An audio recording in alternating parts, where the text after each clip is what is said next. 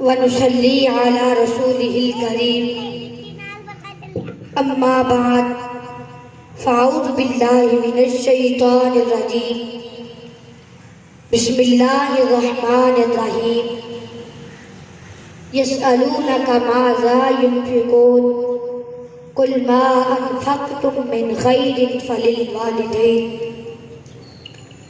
صدق اللہ العظیم۔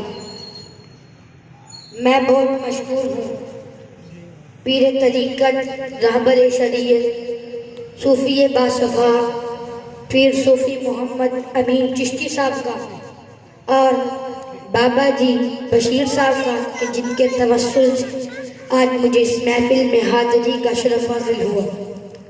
حضرات کی اصحال ثواب کی محفل ہے، ہم سب یہاں دعا کے لیے حاضر ہیں۔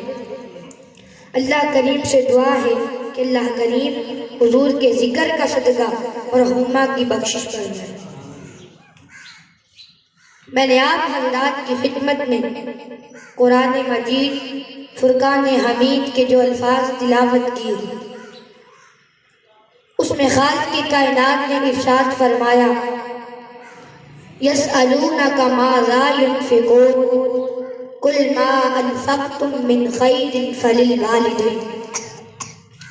محبوب جب یہ پیسے والے لوگ، مالدار لوگ آپ سے آ کر سوال کریں کہ یہ پیسہ اور دولت کہاں پر خرچ کریں جس سے خدا اور مصطفیٰ راضی ہو جائیں، سنو اللہ کا قرآن کہتا ہے، فرمایا یسألونک ماذا ينفقون۔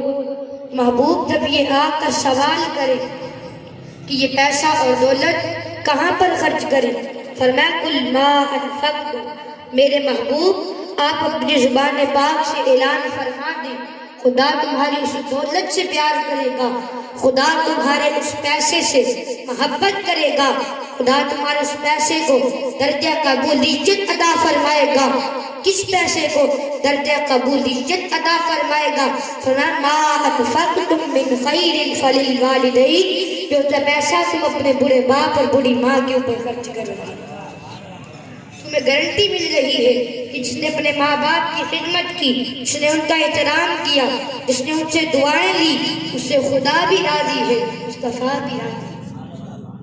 یہ بات یاد رکھو، پاکستان سے بندہ 10-12 لاکھ روپے خرچ کر کے حج کرنے جاتا ہے، نہ اس کے پاس مکے کے مفتیوں کا فتویٰ ہے، نہ اس کے پاس پاکستان کے مفتیوں کا فتویٰ ہے کہ تو نے 10-12 لاکھ روپے خرچ کیے ہیں، نے کعبہ شریف کی زیارت بھی کی ہے، لیکن اس کے پاس سند نہیں ہے کہ تیرا یہ حج قبول ہو گیا، تیری یہ عبادت قبول ہو گئی۔ خدا کی رحمت کی امید تو ہے لیکن قبولیت کی گارنٹی کوئی نہیں دے سکتا۔ لیکن سنو، جنہوں نے ماں باپ کی خدمت کی، جنہوں نے ماں باپ سے محبت کا رشتہ قائم رکھا، میرے آقا کی حدیث کہتی ہے، فرمایا صبح سویرے اٹھو، ہنستے مسکراتے چہرے کے ساتھ اپنی ماں کے سامنے کھڑے ہو جاؤ، اپنے باپ کے سامنے کھڑے ہو جاؤ، ہنستے مسکراتے چہرے کے ساتھ۔ ان کو پیسے دینا تو بات کا درجہ ہے، ان کی خدمت کرنا تو بات کا درجہ ہے، ہنستے مسکراتے چہرے کے ساتھ ان کی زیارت کر لو۔ امام الانبیاء نے فرمایا گارنٹی ہے اسے کہ میرا رب اسے مقبول حج کا ثواب عطا فرمائے گا۔ ہم یہاں سے حاجی صاحب بننے کے لیے مکے کی گلیوں میں جاتے ہیں، مدینے کی گلیوں میں جاتے ہیں، پیسہ تو خرچ کرتے ہیں۔ کبھی سوچا تمہارا بڑا باپ گھر میں بیٹھا ہوا ہے، کبھی سوچا تمہاری بڑی ماں تو وہ محبت کی نظروں سے تمہیں دیکھ رہی ہے کہ شاید میرے بیٹے کو زندگی کا کوئی بیتا ہوا لمحہ یاد آ جائے کہ میرے باپ نے میرے لیے کتنا کچھ کیا تھا۔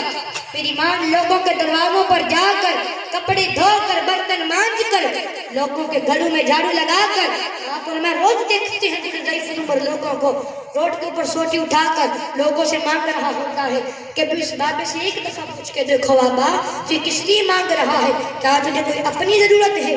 تو لوگوں کے دروازوں پر جاتا ہے تو کس لیے جاتا ہے؟ تو باپ کہتے ہیں نا مجھے میری ضرورت نہیں ہے، میں زندگی گزار سکتا ہوں، لیکن میرے گھر میں ننھے بچے ہیں جو شام کو میرا راستہ تکتے رہتے ہیں کہ ہمارا باپ ہمارے لیے سودا لے کر آئے گا، ہمارے لیے اناج لے کر آئے گا۔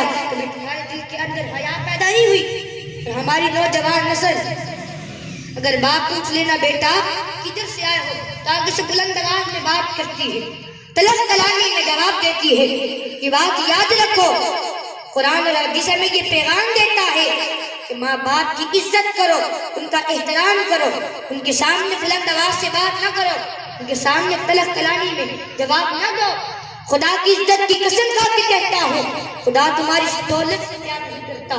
جو دولت تم اپنے ماں باپ کے اوپر خرچ نہ کرو، اور تمہارا قرآن کی تلاوت کرنا. اگر تمہارے ماں باپ تجھ سے ناراض ہیں تو یہ بات دل سے نکال دو. خدا تیرے سجدے قبول کرے گا، خدا تیری عبادت قبول کرے گا. ماں کا تو کیا کہنا میرے بھائی، ماں تو زمانے کی وہ ہستی ہے جسے قرآن نے چاند کہا. وہ ماں جس کے بارے میں ایک شاعر بول کر کہتا ہے کہ ایک مدت سے میری ماں نہیں سوئی تابش، میں نے فقط ایک بار کہا تھا کہ مجھے ڈر لگتا ہے.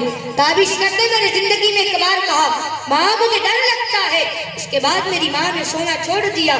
اس ڈر کی وجہ سے دوپہر کے وقت بچے سلا دیتی ہے کہ شاید کھلونے بیچنے والا پلٹ کے واپس نہ آ جائے. اور ایک اور شاعر یوں کہتا ہے کہ جس گھر میں روٹیاں 4 ہوں بندے 5 ہوں، اس گھر سے ایک ہی ہستی کی صدا بلند ہوتی. مجھے بھوک نہیں ہے وہ کوئی اور نہیں، وہ ماں ہوتی ہے.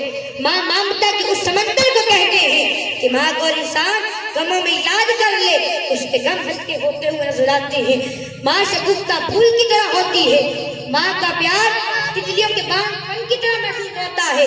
ماں کا آنچل ایسے محسوس ہوتا ہے، ماں کا پیار ایسا محسوس ہوتا ہے، ماں کا آنچل ایسا محسوس ہوتا ہے جسے خدا کی رحمتیں کسی انسان کے سر کی بلائے لے رہی ہو.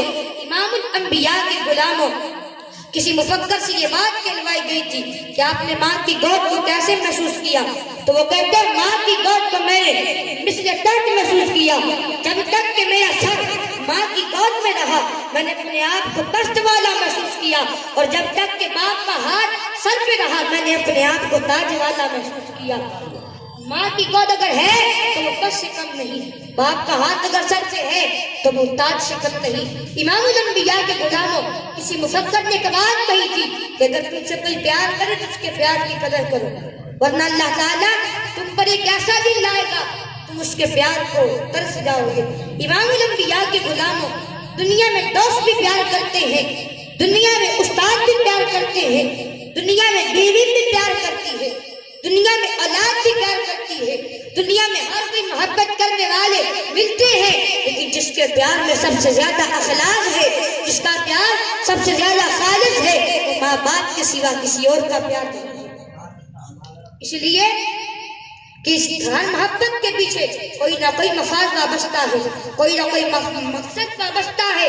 ایک ماں باپ کی محبت ہے جو انتہائی بے لوث ہوا کرتی ہے، جس میں کوئی ریاکاری نہیں، جس میں کوئی دھوکہ نہیں. امام الانبیاء کے غلاموں سیدنا یوسف علیہ السلام کو جب قیدی بنا کر لے جایا جا رہا تھا، ہاتھ بندھے ہوئے ننگی سواری پر سوار کیا ہوا تھا، آپ کا گزر 2 قبروں سے ہوا.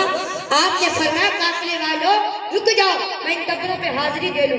انہوں نے کہا یہ فرار ہونا چاہتا، یہ بھاگنے کے بہانے بنا رہا ہے. آپ نے فرمایا نہیں نہیں میں ان قبروں پہ حاضری دینا چاہتا ہوں کیونکہ ان میں ایک قبر میری ماں کی ہے.